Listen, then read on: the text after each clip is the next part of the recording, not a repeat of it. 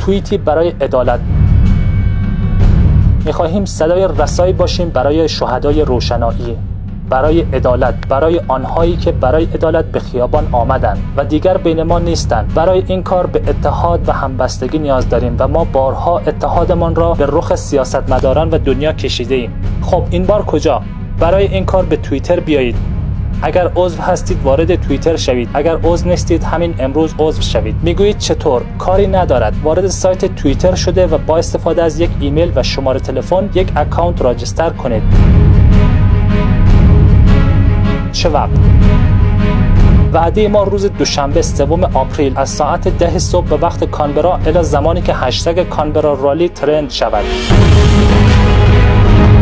ترند چیست؟ زمانی که تعداد زیادی از مردم همزمان درباره یک موضوع خاص توییت می‌نویسند، اصطلاحاً آن موضوع خاص را ترند یا داغ می‌کنند. ما با این کار به جهان درباره تبعیضی خواهیم گفت که علیه جامعه هزاره شکل گرفته است. برای ترند شدن چه باید بکنید؟ مهمترین کار این است که توییت بنویسید. هر چند دقیقه یک بار توییتی درباره حادثه دوم اسد، جنبش روشنایی، تبعیض و مسائل مربوطه بنویسید.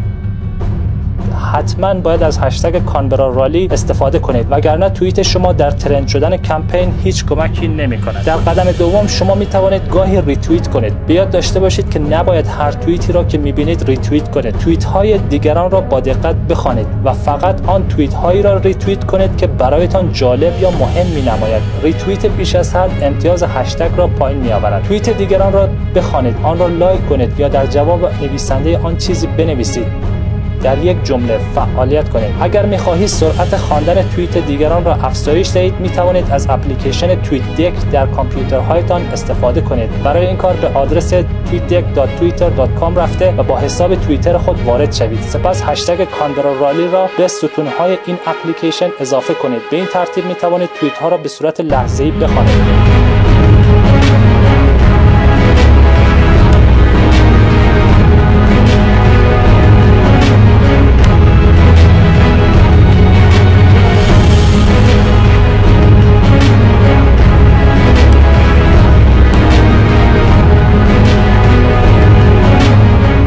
در این مدت از توییتر بیشتر استفاده کنید. دوستانتان را پیدا کنید و همدیگر را فالو کنید. هرچه فالوور شما بیشتر باشد، ارزش کاربری و به همان نسبت ارزش توییت های شما افزایش پیدا می کند. برای موفقیت در این کمپین باید همدیگر را فالو کنیم و در روزی که قرار است طوفان راه اندازی کنیم، تلاش کنیم در جایی مثل خانه دوستی، دفتر خودتان یا لابی یک هتل یا هم در محل کار، گروپ یک جای جمع شویم و به شکل گروپی و مشورتی کار کنیم.